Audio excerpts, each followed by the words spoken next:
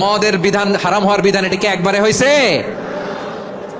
কেউ যদি ইসলাম মানতে চায় একবারে তাকে সবকিছু চাপিয়ে দেয়া যাবে না। আমাদের কাছে অনেকে আসে, আইসা বলে, হুজুর আমার মেয়েটা পর্দা করে না, হুজুর পর্দা করে না, ওর জন্য দোয়া করেন। তো আমি বলি বয়স কত? বলে 22। তো 22 বছর বয়সে আগে কি করছেন? আগে পর্দা করাইছেন? না, করাই নাই। তো এখন তো আর হবে না। এখন তাকে আস্তে আস্তে বুঝান যে মা শালীন পোশাক পরো, একটু শালীন, যেমন আছে তেমনই থাকো, শালীন পোশাক। শালীনে অভ্যস্ত হলে বুঝান, মারে একটু মাথায় কাপড় দাও, একটু হেজাব করো।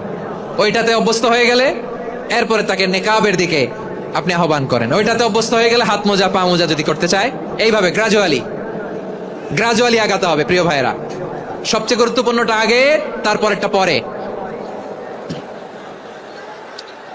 জি ঠিক আছে, সিলেট আজকে কি করছো এটা মনে থাকবে। আল্লাহুম্মা আমিন।